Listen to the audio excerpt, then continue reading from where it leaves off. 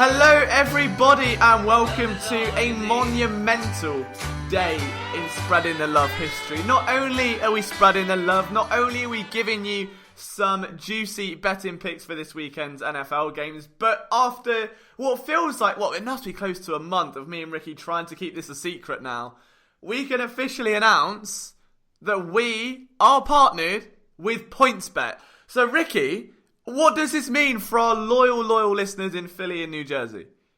So this is honestly huge. You've seen the FanDuels, you've seen the DraftKings, you see all these really famous people giving out these codes and these former NFL players, and we're in the same boat as them. So I honestly I'm a pretty stoic person. I almost showed some emotion earlier.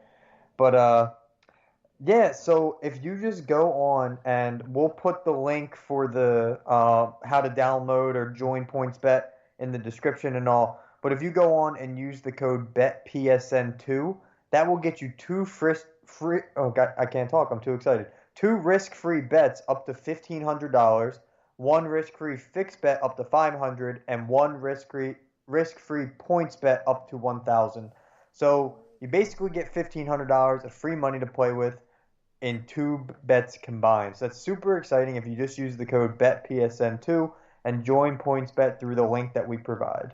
So literally, all you do is you click a link to PointsBet, sign up. Do you have to deposit, or is it just straight there? I believe you have to. I've actually already used PointsBet, so I didn't get to sign up with this.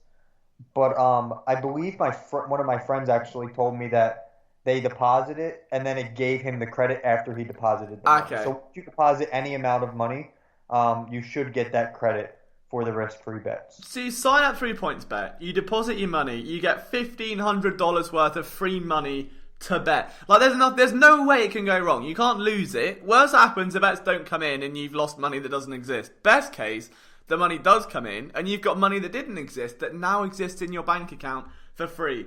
PointsBet.com, you can download the app. There's links to both in our description below using the code BETPSN2. And the way I'm going to remember it, because I keep getting confused, is if you want to bet PSN2. Yeah? Bet with PSN2. Bet with PSN as well. Bet PSN2. Good jingle. We're going to have to make a little song for it for sure. But yeah, we are super excited, guys. And if you're not betting with PointsBet and you've got a loyal bookmaker, that's fine. That's amazing. But I do want to say, sign up there, free money. No one's stopping you betting with your regular bookmaker, but just have a tinkle, see what happens, see what you think of it. Obviously, I can't do it being in England, but in my heart, I'm betting with PointsBet. And the good news is they're going to support us on some really fun projects as well, involving some live streams for betting picks and lots of good stuff in that avenue. So we can't spoil too much yet, but they are going to work hand in hand with us to literally give you guys as much as we can. And yeah, it's a really exciting opportunity. So yeah, as long as you're 21 years old and in New Jersey, we are going to be your best betting friends moving forward. Absolutely. And while we're talking best betting friends, how did you get on last week with your picks? So actually last week was my worst week of the year, but it still turned out in the positive. I went 10-6.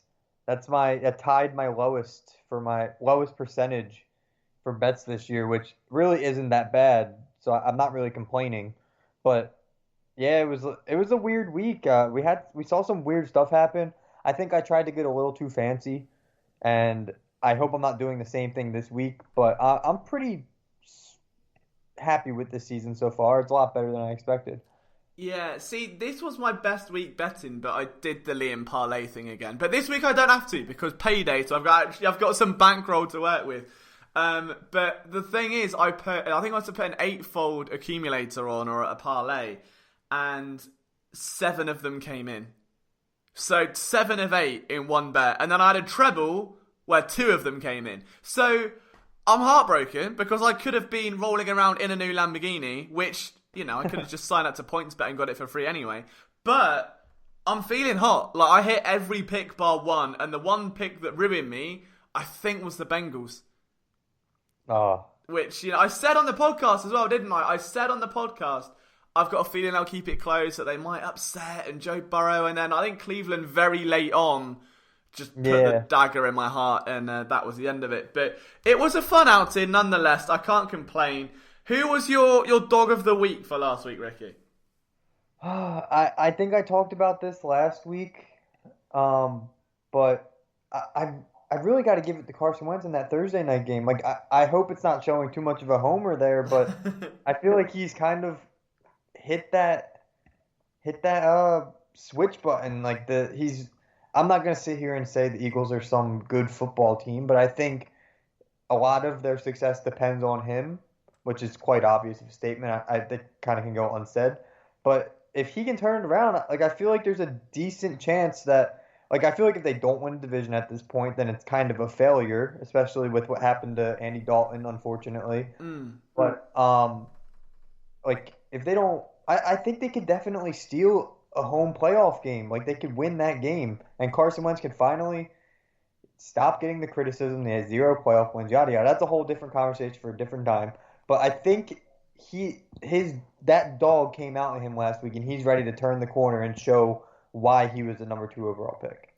Yeah, do you know, I would agree with you, and I was looking at Carson Wentz in that game along with Boston Scott, just because he continues to own the New York Giants. I think that's his now official definition on Wikipedia.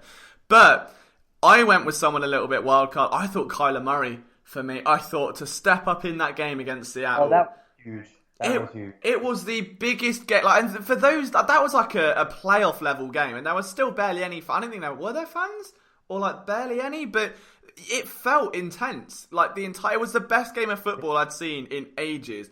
And Murray ends up, I think it was 3 touchdowns, 1 pick, well over 300 yards of passing, and battled that Arizona team. And they looked like, in the first half, they looked like they were battling against a stone wall, and there wasn't much going on whatsoever. And no matter what they did, like Seattle just won up. And then the second half rolled around, and then Arizona nudged it to overtime. And I just think Kyler Murray showed so much poise there.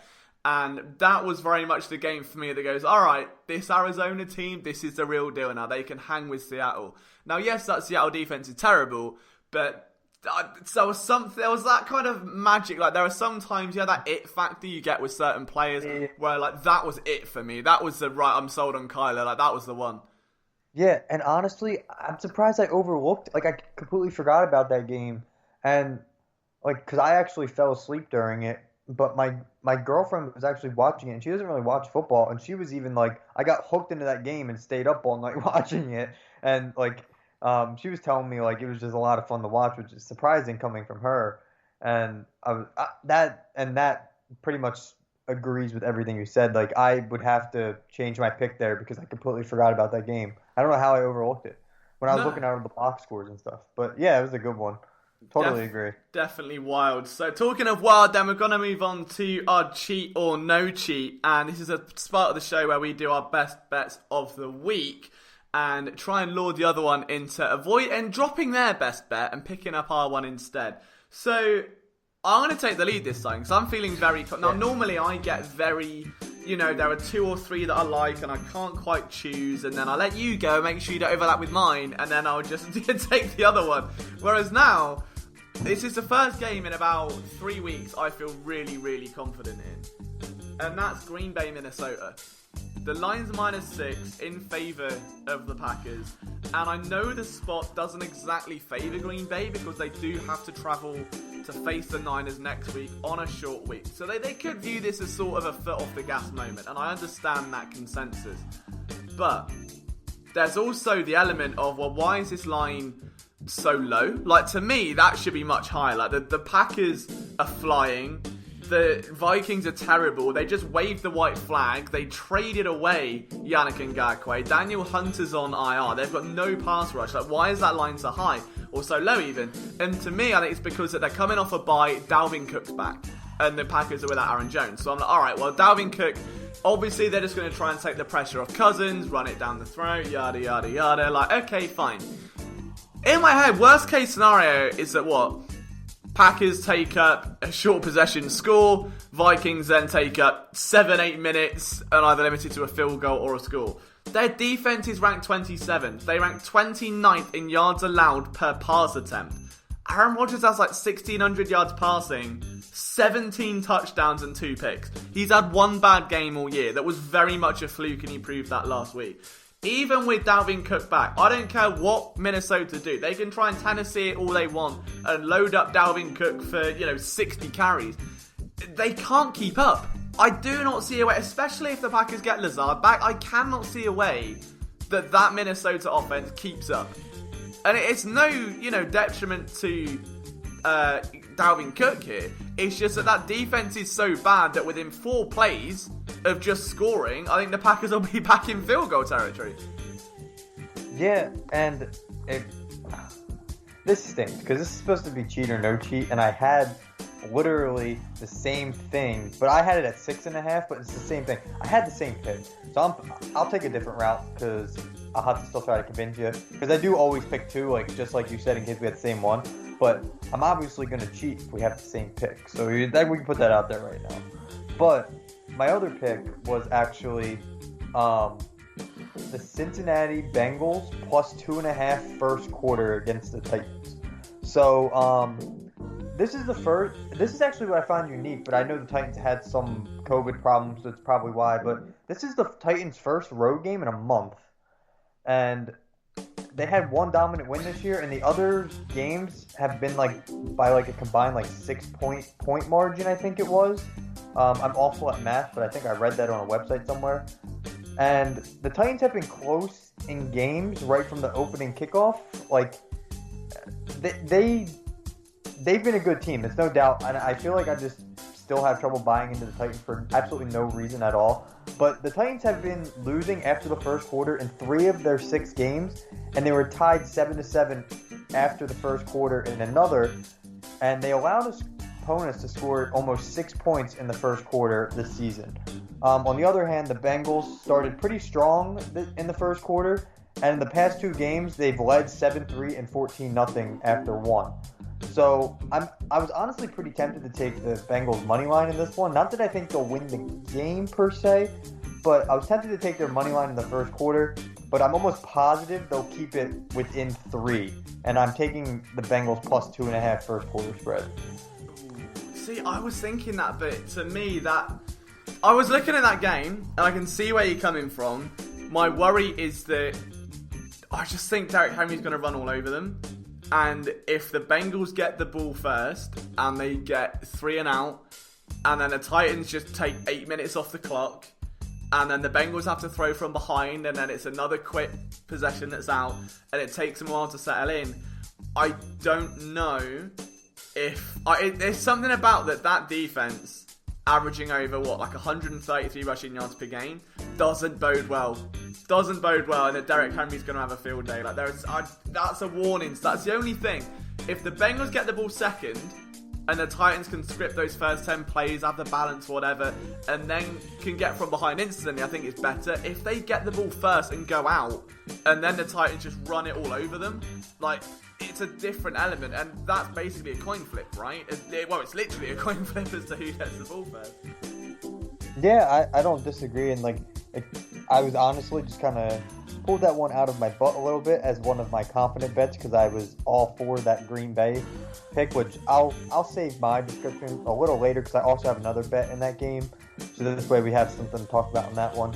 But yeah, I don't know. I just feel like I've been trusting numbers all year, and I don't really buy into trends much, but I buy into trends when they're for this season specifically, and the trend has been all for and all supporting that pick, so that's why I went with that. So that's what I'll say, and numbers don't lie, so that's why I made that conclusion. But yeah, I'm definitely 100% taking that Packers line if it stays under a touchdown. Yeah, I think the Packers one for me just stood out as so glaring, and I was like, Dalvin Cook, I understand, has value, but I don't think it's that much to keep that line below an 8 or a 9. So if it stays under 7, yeah, definitely all over it. I would flirt with yours. I'll tell you what, I would flirt with an in-play. I was like, if the Bengals get off to a good start, and the first few, they get a couple of first downs, I don't care how bad the in-play bet is, I would take it then. But I need to see what they can do against that defense first. Yeah, it's fair. It's fair. Well then, that leads us on to our main slate of games, which does kick off with the 6 p.m.s, of course. Well, 6 p.m. for me, 1 p.m. for you, otherwise that would be a long, long night. Indianapolis at Detroit. Indy favoured by 2.5 points. I don't have much written down for this one, but I really like the under here, just because I didn't realise this, because we've obviously been talking up the Colts quite a bit, even though Phillip Rivers hasn't really done much this year. Yeah. The Colts have got a good record, but their wins have come against the Bengals, the Bears, the Jets, and the Vikings, which is hardly the pride of the NFL. I mean, that's kind of being like, the kid a few years above you at school that just comes and ruins your football game and scores 87 goals. Like, there's no fun in it. Like, that doesn't show anything. So I can see why this line's as tight as it is. But Darius Leonard's back now. Phillip Rivers had a good game before the bye week. Detroit showed a lot of heart and hustle in that game last week. That was buzzing for them. Like, absolutely. I thought there was going to be a slight backdoor cover there from Stafford. He let me down on it. I haven't forgotten. I'm not bitter about it. But the Lions to come back the way they did in that fourth quarter, I was impressed with them. So I'm going to take the under 50. I just think they'll keep each other honest. I don't think that Indy are going to have the success they've had against the other teams, all of which, outside of the Bears, have been pretty bad defensively. And I think Detroit are a much better team than their record suggests. You've had a very tough slate of opponents, some bad injuries in the secondary, and are beginning to find a bit of a rhythm here. Oh, all right. So I'm really excited about giving this bet. So, do you remember last week and the week before where I started mentioning that I can't keep betting Daniel Jones rushing yards, so I started picking one game where I'd bet the total field goals over? Right. Oh, guess who the top two teams are in field goal attempts this year? Oh, what, both of them? Yes. What, Indy and Detroit? Yes. Seriously? Actually, Detroit's tied for second. So, but I think they're actually technically third if you go to a second decimal point. But Detroit tries 2.7 per game, and the Colts try 3.0 per game. So, the teams are in a dome. It's being played indoors. They're playing in a dome. They're probably going to be attempting longer field goals. I don't know the numbers with their red zone offenses, but both teams rank outside the top 15 in rushing offense. The field shrinks inside the 30-yard line, obviously, like in a hypothetical sense. That could be a huge factor with the teams not finishing off their drive. And then, of course, have you ever seen what Rodrigo Blankenship looks like? Like, my man wears the goggles. He'll be kicking 50-plus yards all game for all I care about. I'm taking the over 3.5 total field goals in this one. I really like that. Do you know what? It's like Blankenship as well. I think my friend had him in a Madden save. We did like a Connected Careers online last year and turned into like a franchise kicker, and it became like Blankenship the Championship was like his nickname. So I like that. I really, really like that. This bet also goes really well to support your under. So yeah. I think if you bet one, like I don't see why you can't same game, which in PointsBet they just added same game parlays.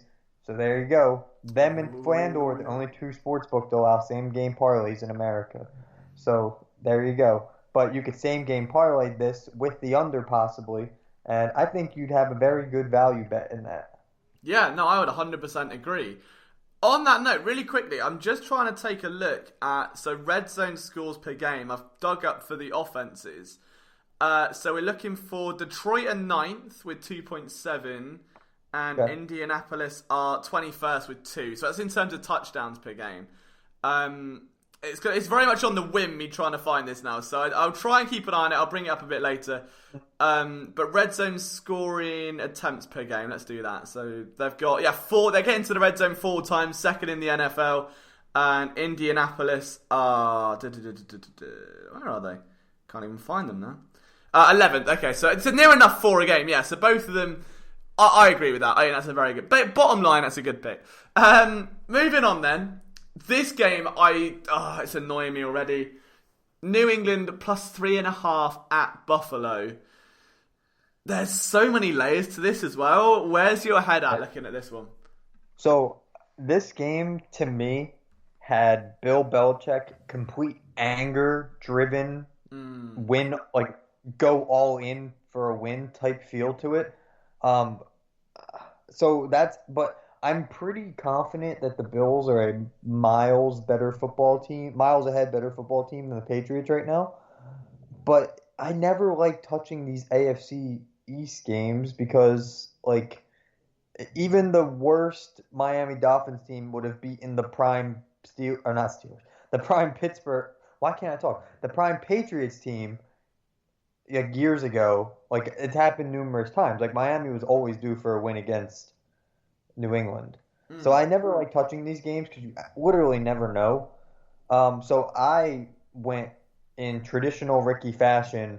I looked at the individual quarter totals, and I have a feeling that New England they can't afford to trail early in this game, but that's all they've done this year. Do you know how many total touchdowns they have in the first quarter this season? Oh, not off the top of my head, but I'm gonna guess. I'll guess a trick question and go like 0. It's one. They have one total touchdown in the first quarter all year. Wow. Well, they've gone scoreless in 5 first quarters, and this includes 4 straight goose eggs. So they don't score early. I know I kind of just said that it has like a Bill Belichick anger-driven win all over it, but I think that's going to be defensive-minded, and he's just going to use his defense to his advantage because they're obviously very good. He's a very good defensive coach. He's going to just go straight after, pick apart all of Josh Allen's weaknesses because he has the ability to pinpoint every single one possible. He's just that smart.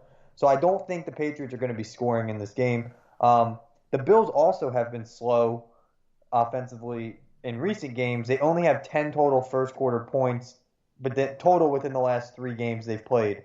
So with the 2 subdued offenses trying to find their way, I'm definitely feeling a low-scoring first frame. I'm going with the first quarter under 9.5. See, I'm tempted to do a dual bet on here because I feel like if you bet one, you kind of have to bet the other. I understand the Bill Belichick. I never like betting against Bill Belichick anyway, no matter what the situation is, especially when he's got points. And just for context, like there's a reason why no one likes betting against Bill Belichick. This would be the first time ever that they've dropped they've dropped 4 straight games straight up and against the spread since 2002. I saw a stat like that from 2002. I remember the year 2002, and I couldn't remember what it was. So thank you for bringing that up. You just made a light bulb go off in my head. And Josh Allen as well hasn't lost 4 consecutive starts against the spread. The thing for me is that Cam Newton's been really inaccurate this season. Like he's just been really bad. There's no Julian Edelman. There's no Harry anymore. He's got 2 touchdowns, 7 picks. They've got 14 turnovers, which is 31st in the NFL, which isn't very good. I don't trust the fact that there's going to be rain. There's going to be heavy winds. I like Buffalo minus 3.5, but I also like the under at 41. And I feel like if you're going to bet a Buffalo field goal, they're going to try and play keep away. It'll be very dink and dunk. It's going to be just gradually work your way down the field. It's a low total. It's a very, very low total. But I think there's value there still. If it gets to 39, stay away. Like for some reason, the second it dips under 40, I get terrified. But for me, I think the Bills, there's too much there. Like, I know the Bills can't stop the run, and I know Cam has no weapons, which predominantly is going to say, right, they're going to run the ball. But, I don't know.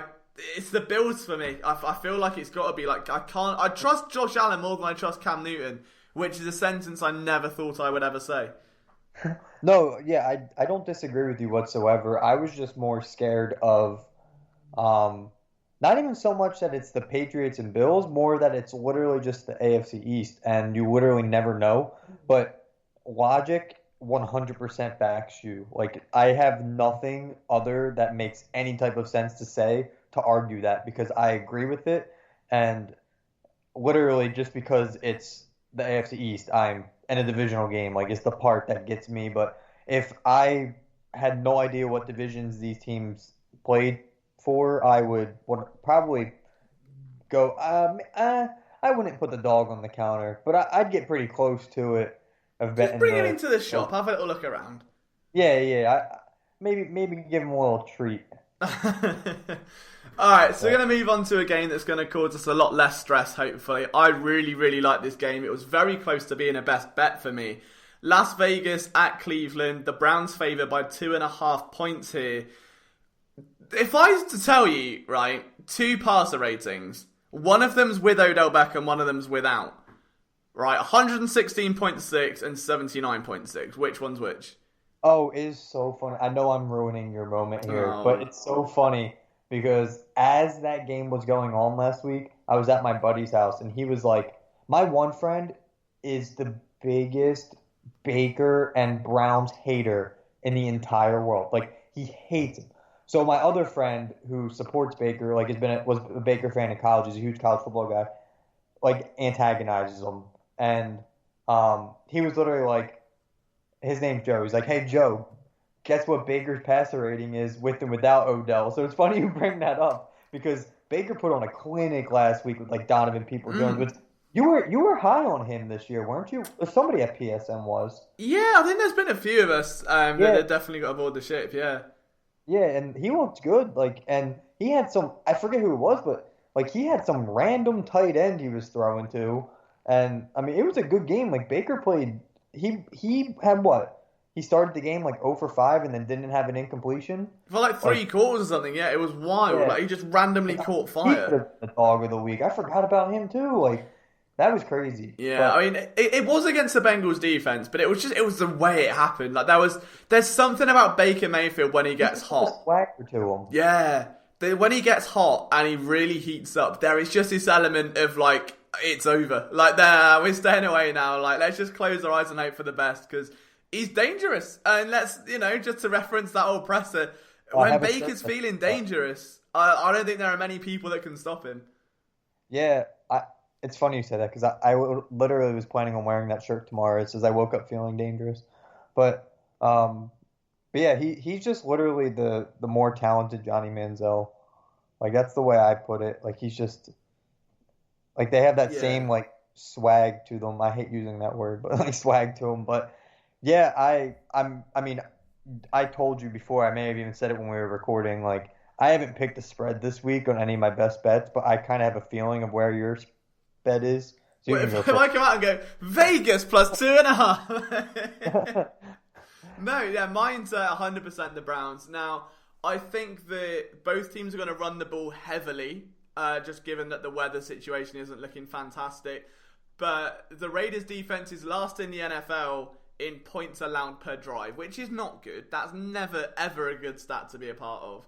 And the other thing as well is that the Browns are a third-ranked running the ball. And you look at the injuries they've had in that backfield, and they've just been like rotating different running backs every week and somehow getting away with it. So I don't see that changing. It's a 10 a.m. start for the Raiders, which is big because obviously they're traveling. And they're coming off of a blowout loss and a lot of COVID drama, right? They had a bit of a COVID scare recently, so there's a little bit up in the air against them. I think that this should be a walkout. This is easy money here for the Browns. They're under a field. If it goes over a field goal, I'll be a little bit more cautious. But I think that Cleveland match up very well against the Raiders. I think that given that the travel, the COVID scares, the weather, it just looks like Baker won't have to do much. It's just going to be another game where they hand it off 50 times. And if he needs to heat up, we all know he can do it now.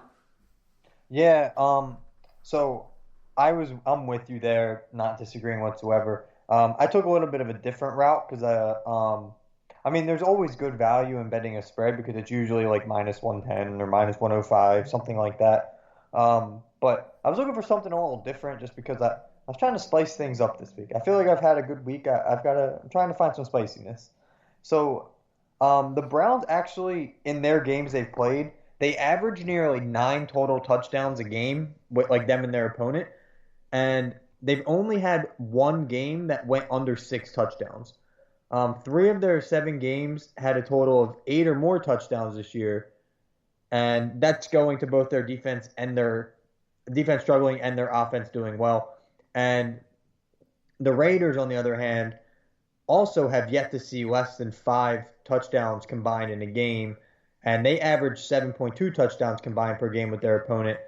They're pretty similar teams in that aspect, and I know the weather's there. but I saw the total for touchdowns between the two teams sitting at 5.5, and I felt like that was an absolute gift. So I don't know. Honestly, I feel like the Browns might score 4 or 5 themselves. So that leaves the Raiders having to score 1 or 2. Like I feel like it's an absolute gift in that game.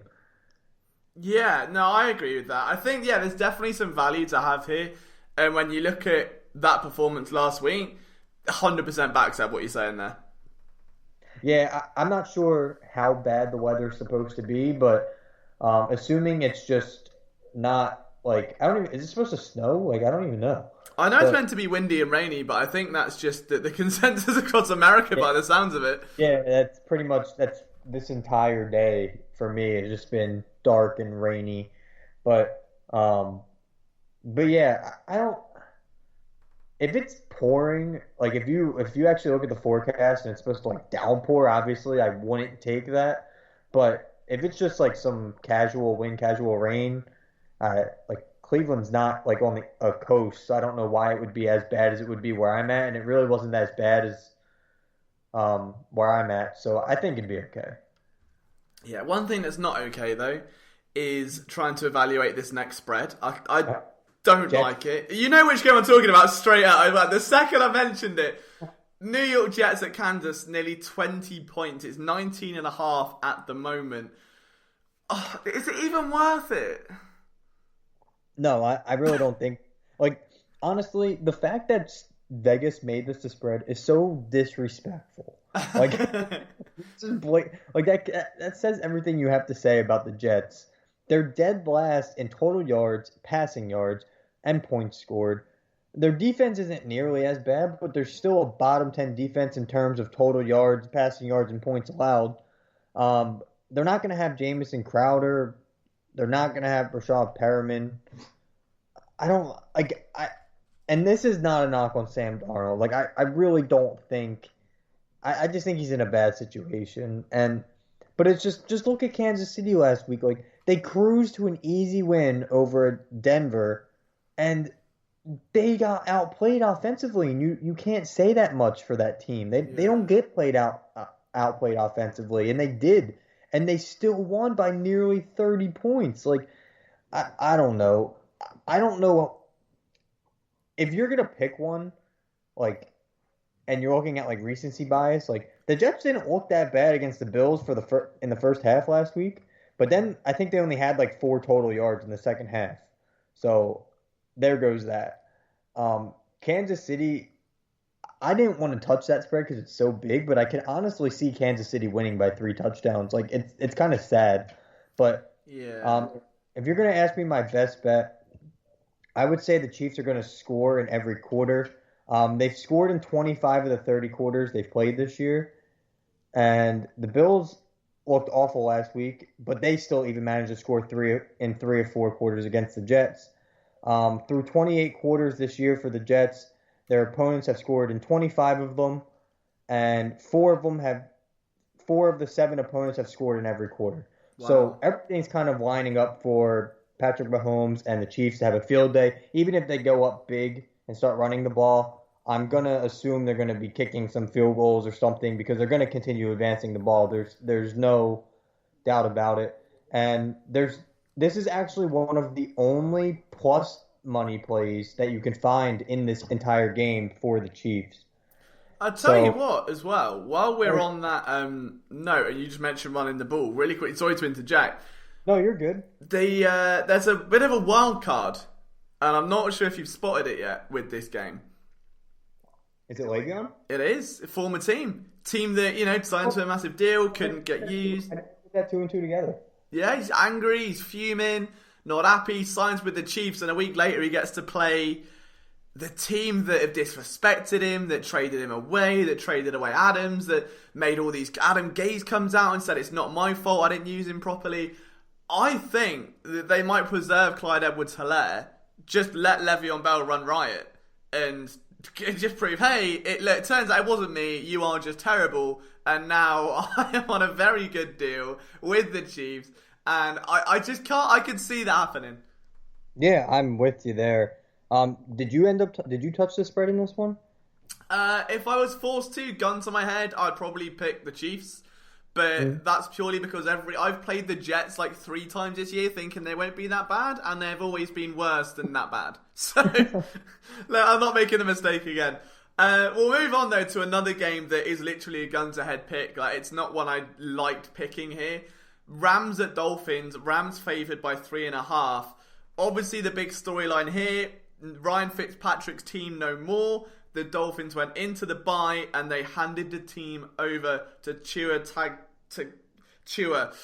He's going to be the... Are they going to bother trying to Tagovailoa? Tagovailoa, I think it is.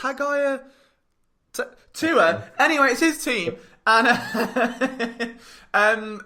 there's that kind of worry now, isn't there? That, all right, how much time will it take that transition? Because Fitzmagic was in a groove. The beard was rocking. Yeah. The Dolphins were good. They were getting results. They're not a bad team. They were actually producing offensively. There was no reason to put Tua in, really. And it felt like this wasn't a forced change. It wasn't Fitzmagic's bad, let's put him out and put in Tua. This was this team's going good. Let's mess it up a bit. And let's add in Tua. So, Miami fashion. Yeah, so I don't know. It's either going to be Flores is confident that he's ready and that they're ready to step up and that the team are rallied around him, or it's going to take a few weeks for that cohesion to grow, for the timing to be there. Anytime there's a QB change, there normally is. Like, you very rarely, forced or not, have a QB change that is smooth, because players are used to placement of other quarterbacks and timing of other quarterbacks. Like, it sounds silly, but whether a quarterback will lead you down a route and throw perfectly into your hands, or is going to throw you on the back shoulder so you've got to adjust it on a slant, it's the difference between a catch and a drop, because your concentration is so used muscle memory to know at this point the ball's going to be here on my left side, as opposed to, oh my god, suddenly it's on my right because the quarterback's different. It sounds so subtle, but it can take time to find that. And there has to be a minor concern that a quarterback who's thrown 2 passes here is going up against a Rams defense that has Aaron Donald, who of course leads the lead in sacks. I don't know. Like, guns ahead, I'm picking the Rams minus 3.5 for that reason, and the fact that the Rams haven't allowed no more than a field goal in the second half of every single game except one. Which is a crazy, crazy stat. So it's not going to be an easy day at the office for Tua. I could see them covering. I could absolutely see them covering. And it's not a game I'm going to be playing at all. But gun to my head to make a pick, if you're looking for that validation, if you're sat one way and you want me to help you over the line, I would take the Rams just based on that it is a total unknown as of right now. Yeah, so real quick, I don't have much to add to what you were saying, but like I want to lean toward the Rams here. I wanted to lean toward the Rams as a lock here, not just lean toward them. But I didn't want to roll the dice like that against a rookie quarterback. Like, you see it all the time in like baseball, just say, where like a pitcher doesn't necessarily have the tape and the analytics on a guy, and like a rookie batter goes out there and just starts roping. Like, I know it's a little different in football, but I feel like the concept's still there. Kind of like how you were talking about. Like, it might be just the cohesion, it might be like whatever. So I didn't, maybe, or like even rallying around them. Like, I felt like there's too much uncertainty there to call it a lock. But I took this as Tua's probably going to love doing some check down options. Just because of what you said, like, he's going to have Aaron Donald in his face. The Rams defense is no joke. He's probably going to be running around. So I was actually looking as, like, just for the memes, I was looking at his rushing yards, but I couldn't find it, so I didn't want to put it out there. But Los Angeles is allowing the 8th most yards to tight ends, and they've allowed 4 touchdowns to rival tight ends this year, and that includes 91 yards to the Bears tight ends, which probably aren't as talented as Mike Gesicki. If you don't know, Gesicki actually went to a high school in South Jersey, and some of my friends played sports against him and said he was like literally the most freak athlete you'll ever come across. Really? Whether it be football, basketball, or volleyball, like, he was an absolute freak athlete. So I was thinking okay, Aaron Donald's going to be in Tua's face. Tua's going to need that old reliable option. He's going to be looking for his good old tight end. I'm just hoping I'm picking the right tight end because I know the Dolphins use all of their tight ends.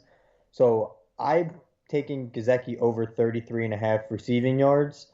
And I'm feeling that's a pretty big lock in this game. If I'm picking one of their tight ends is going for more than 34 yards. I can tell you that for a fact. I just hope I'm picking the right one. Yeah, no, I see what you're saying there.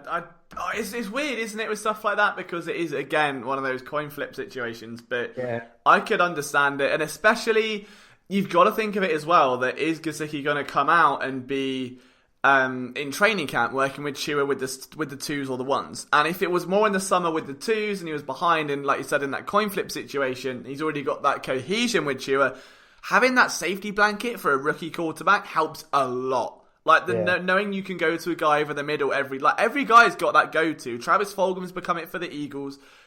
You go across every offense, there'll be one guy that typically has more targets than everyone else. It's not always a wide receiver. It's not always an X guy. Sometimes it's Julian Edelman in the slot. Sometimes it's going to be Travis Kelce or whoever. But everyone's got that one guy. And if it just so happens to be a tight end for Tua, then it's quids in.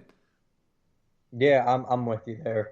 I hope I'm picking the right one because I was looking at their stats and they really take turns at who does well. So, yeah. But one of them's going for 33 yards. I put the dog on the counter for that one. If you could bet like just a tight end, I would put my entire life savings on it. I don't know which one. Well, lucky for you, there is 1,500's worth of points bet credits. All right, moving on. Next game, Pittsburgh at Baltimore. This is going to be one of the headline matchups of the weekend. And the Ravens are 4.5 favourites over the Steelers. How are you feeling about it? So, I don't know. I really didn't want to touch this game, like, just how I was talking about with the divisional games. Like, I don't know. The Ravens are the Ravens. Like, you know what they are. Like, they might be struggling a little bit this year, but those struggles are in comparison to the dominant season they had last year. So it's not like those struggles are actual struggles. It's not like the Eagles' struggles. So, and on the other side, like, the Steelers probably could have won by double digits if they didn't turn the ball over so much last week. Like, I don't know, like, this game really just has, like, uncertainty written all over it. So, in proper Ricky fashion, I did not take a winner in this game, but I have facts to back this one up, I promise. So, combined, the Steelers and Ravens are allowing only 19.1 first half points per game, and both teams rank top 5 in the category. Pittsburgh has not allowed more than a single touchdown in the first half in back-to-back weeks, and that was against the Titans and the Browns, which are both top 10 scoring offenses, so it's not like they were doing it against, like, the Jets. Baltimore's coming off a bye. I'm sure they're going to have a game plan ready for early in the game. Harbaugh is no joke. He's a very experienced coach. Their defense has only allowed one first half touchdown in the last 3 games and hasn't allowed a single point across its last 2 first halves. So I'm going with the first half total under 23.5. Ooh.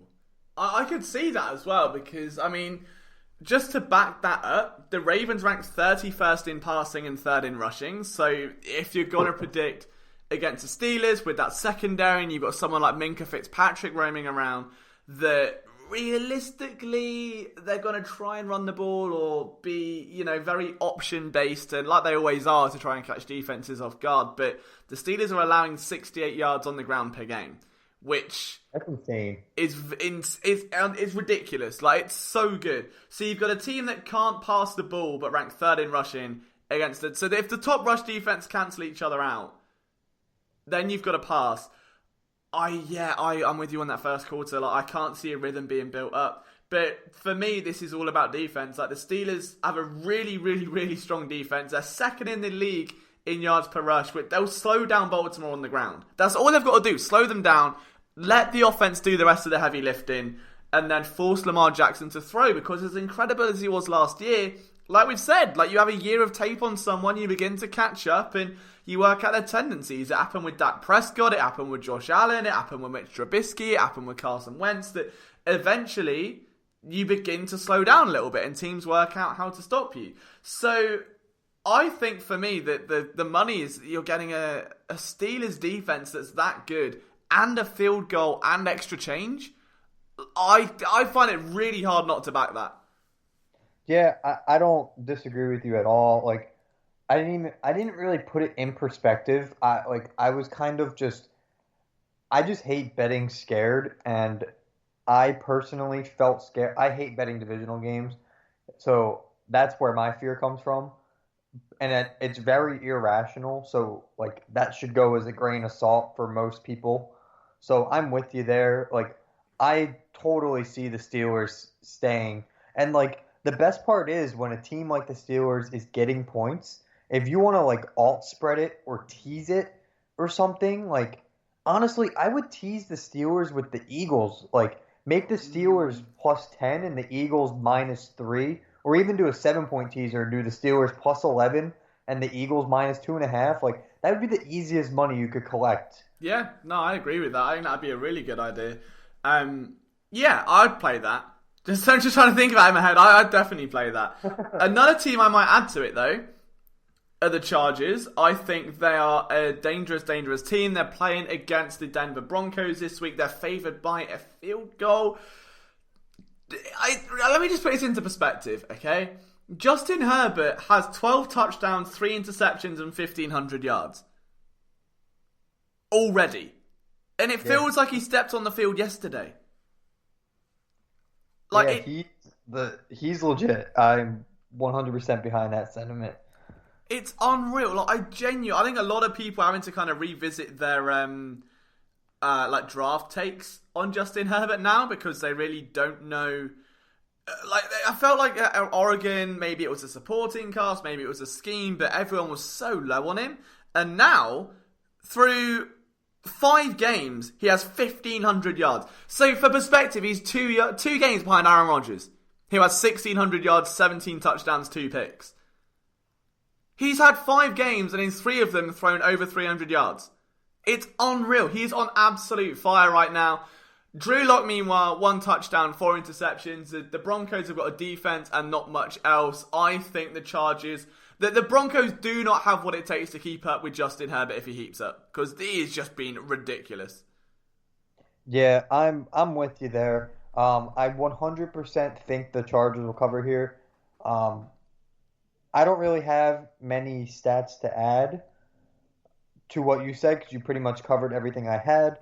But it's funny because I literally wrote down, I think the Chargers will cover here 100%, but it's the week of prop bets for me apparently, so I got to make another pick. So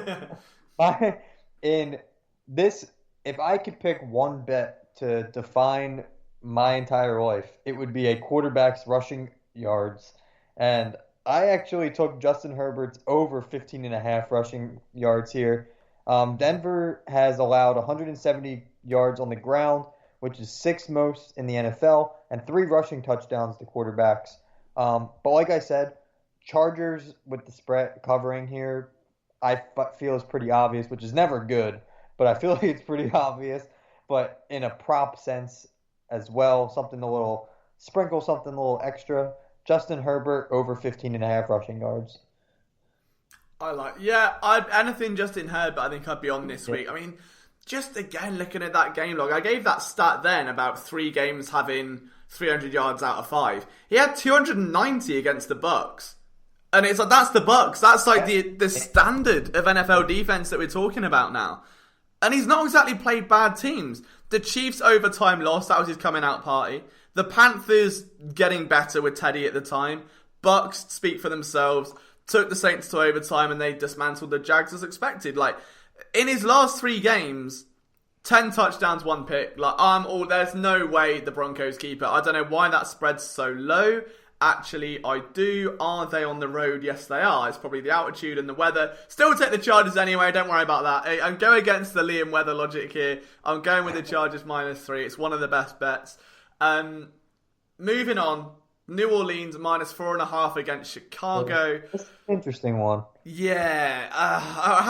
Okay, I'll come to you first then because I don't like it.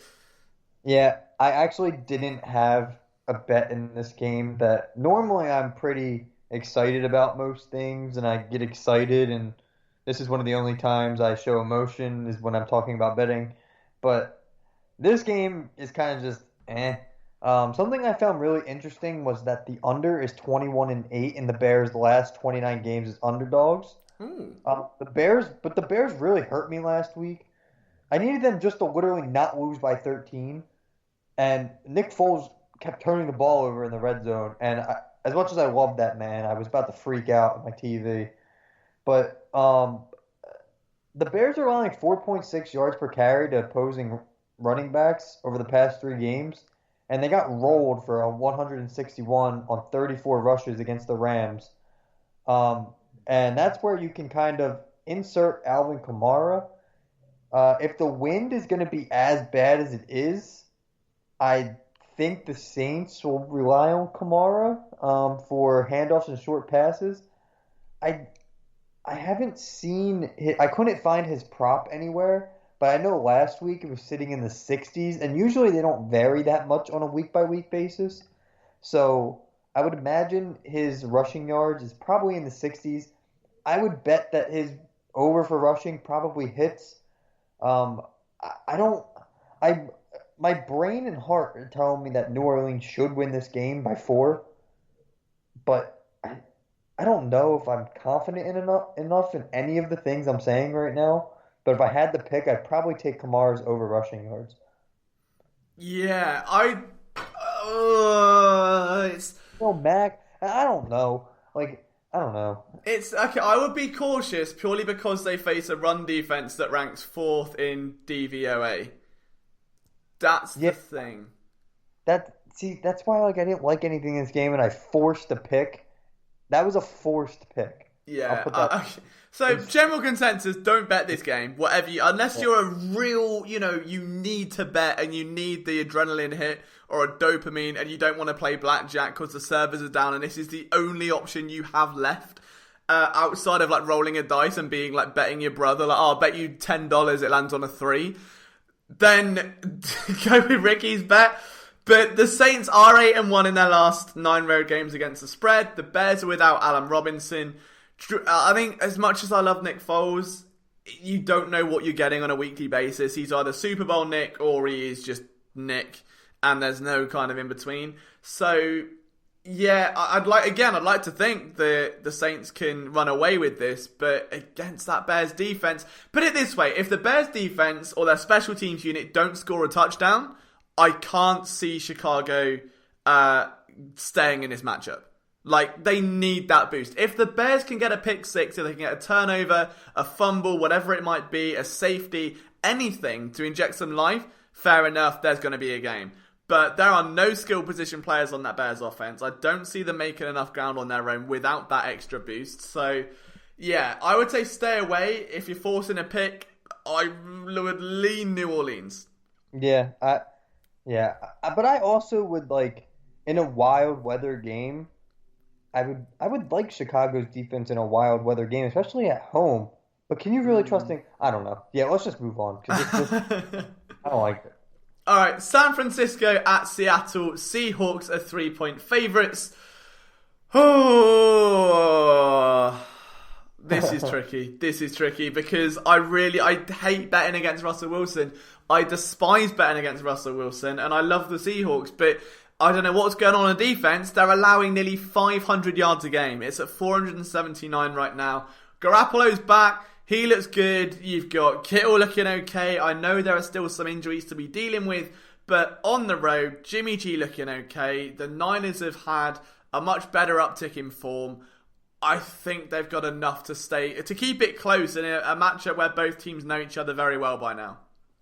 Yeah, it's funny because every time the 49ers and Seahawks play, and I don't want to ramble, but so I've been a bettor at heart since I was a little kid, and that's really pathetic to say. But I remember being probably 12 or 13, and I was in a suicide pool with the guys at my mom or the guys at my dad's work, I mean, and I was in the final two people, and I was so excited because the Seahawks were so good and the 49ers were so bad, and I was like, oh, I have the Seahawks left to lose.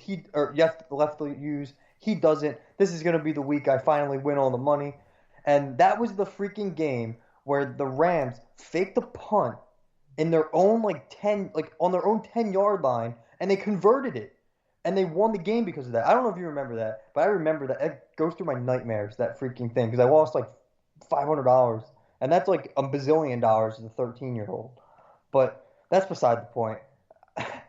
Needless to say, I'm not betting a team to win in this game, because of that nightmare. But you mentioned George Kittle. He's like you said, he's one of the only healthy people on that offense. I'm assuming Jimmy Garoppolo will continue to lead on him big time. He's seen 40 targets over his last 4 games. His production's been a little hit or miss, but he's getting the targets. Jimmy G's relying on him. Last year in Kittle's game against the Seahawks, he brought in 7 catches for 86 yards. So I'm thinking that this game, I don't think you can really look anywhere else other than Kittle if you're looking at props. So I would definitely look at his 6.5 over 6.5 receptions. I don't know if I'd go that far, but I'm definitely leaning on his over 65.5 yards, because if you look at Seattle's defense, they're allowing nearly 15 yards per reception to tight ends. So that's really just saying, in hindsight, if we're just doing straight math, you're basically saying if Kittle catches the ball 4 times, which he will, most likely, then he'll hit that over, basically, because they're allowing 15 yards to catch. And George Kittle's not the typical tight end in this league. So I think you could get away pretty comfortably with betting his over 65.5. Yeah, no, I really like that bet. I think I'd probably lean more to that than the Niners, just purely because of what you said, like 4 catches. And the thing is that Kittle's a yak machine as well. Like yards after the catch, and he just doesn't go down. He plays like a wide receiver, but just with this like force field around him where people just stop. Like they'll run to hit him and then nothing happens. They'll just run through contact. He's unbelievable. So yeah, it's going to be a very fun game to watch for sure. What side of the fence you sit on, you could be either at this point. It's so hit and miss.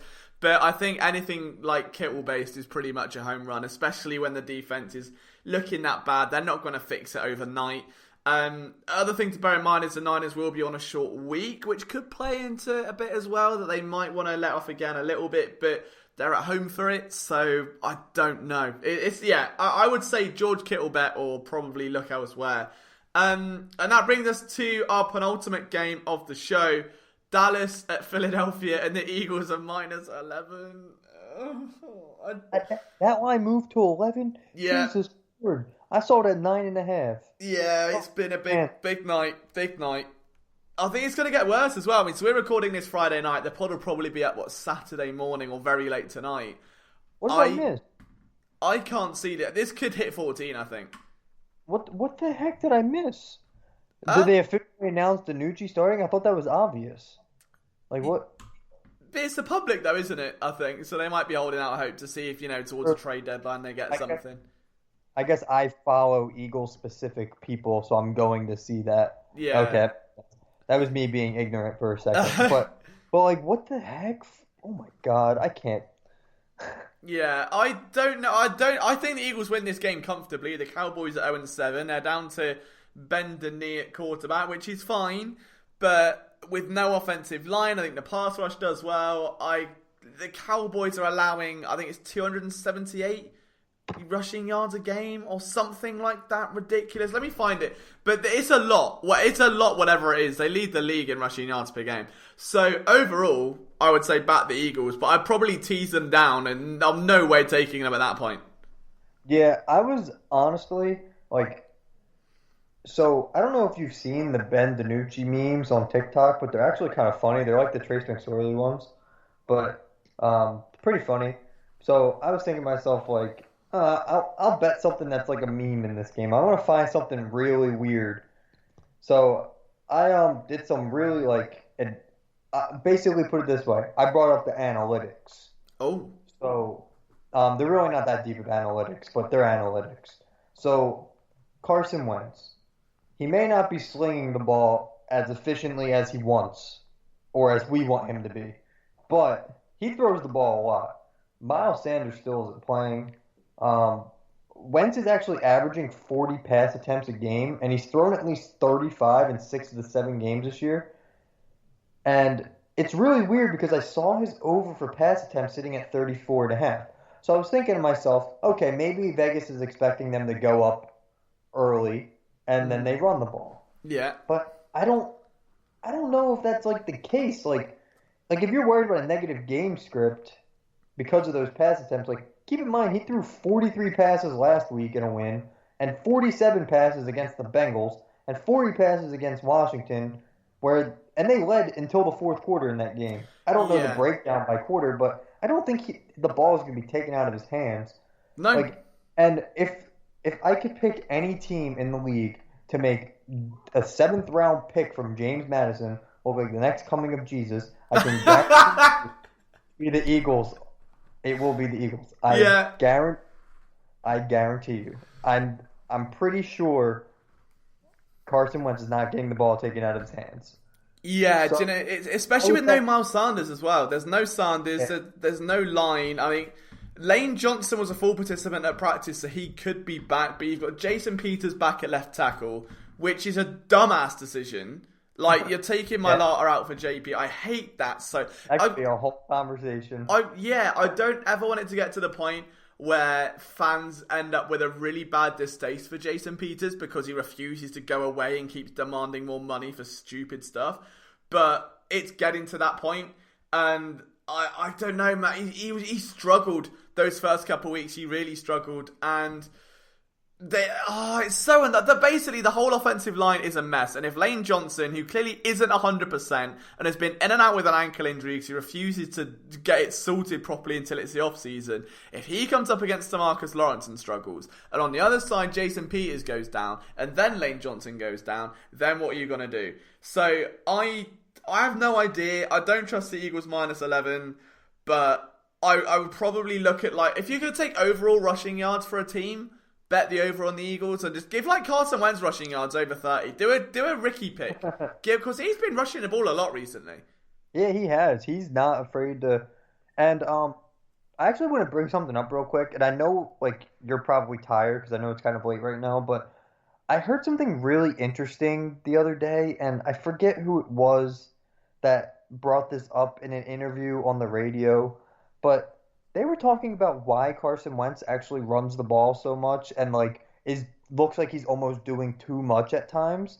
And I wish I remembered the reporter's name because he articulated it in such a way that I'm not going to be able to do, but it was so like compelling. And basically he was saying that Wentz kind of overcompensates because he's been able to like basically get away with what he wants in terms of he probably sleptwalked through the competition in North Dakota in high school, and then he played for a Division One AA or whatever it's called team, and like there was so much to it. And if I find the interview, I'll have to send it to you because it was really interesting. And like I don't usually buy into some of that stuff that he was saying, but it was really interesting. I'm gonna have to send it to you, but basically he was arguing that Carson Wentz overcompensates. So the reason that like he's rushing the ball so much kind of feels into that. So if Wentz's rushing is at a favorable number, I would slam that over too. Yeah, no, that's interesting. I'd definitely be intrigued to listen to that interview. I would, take Wentz rushing the ball. That doesn't seem like it's going to be changing anytime soon. There's no running back depth back there. I could see this being a Jalen Hurts game. I could very easily see this being a Jalen Hurts game. If the Eagles get out in front, Cowboys won't do anything. I could see this being a give the ball to Hurts, see what he can do, which means lots of option looks. So yeah, team rushing yards could well be a market. And a team it won't be a market for is the New York Giants, and that's the final matchup on this slate. They face the Tampa Bay Buccaneers at home, bless them, 12.5 point. And this is contextualizing to me, right? So the Eagles are 11-point favorites over the Cowboys. The Bucks are 12.5 over the Giants. What would the Bucks be over the Cowboys? That's got to be nearly 20. Yeah, that would be probably close to the Jets Chiefs. Yeah, no, it would have to be.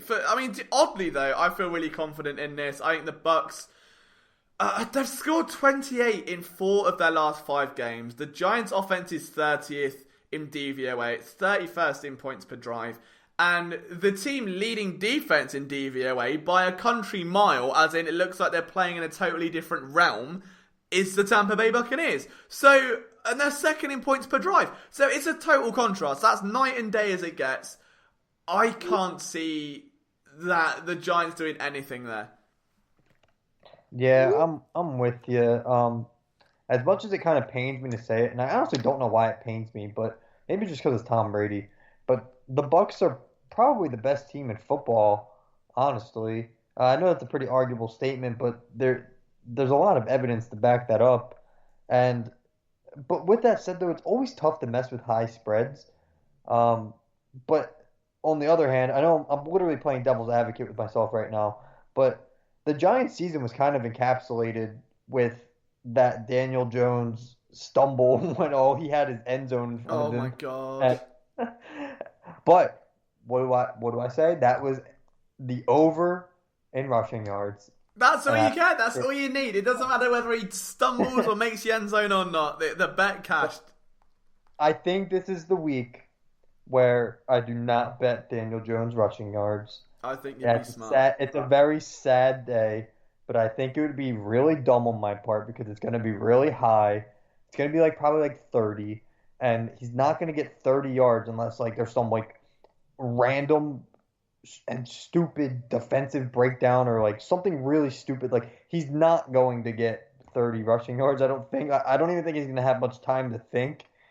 So I'm with you here. I'm pretty sure the Bucks will probably cover here.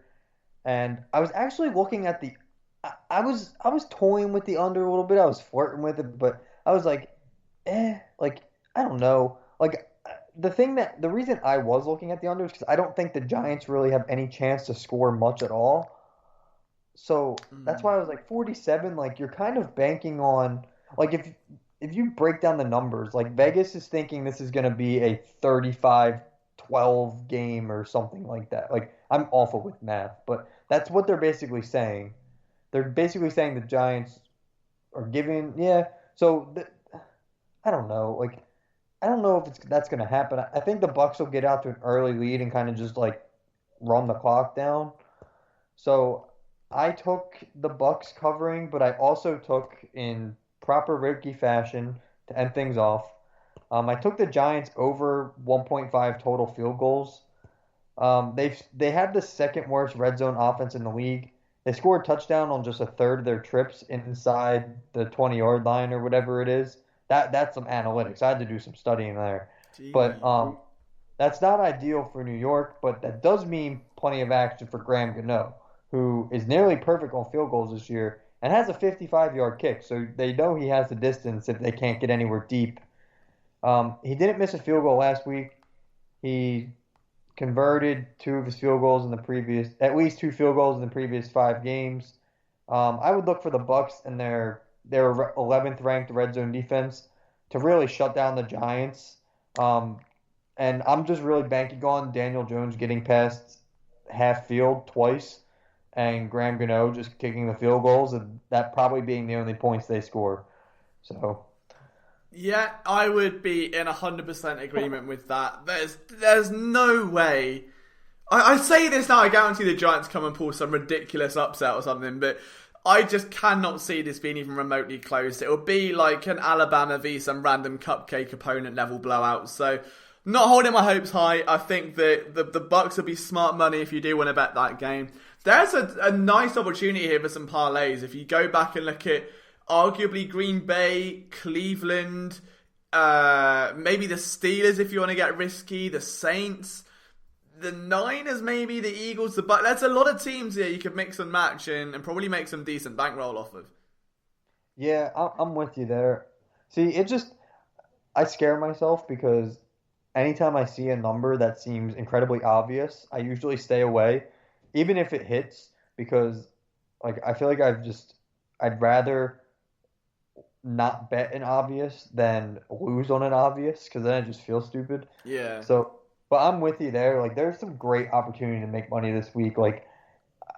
I mean, I picked props for the memes, but they're looking at the spreads, and after talking, like, there are a lot. Even the Chargers you could throw in there. Like, there's a lot of opportunity here.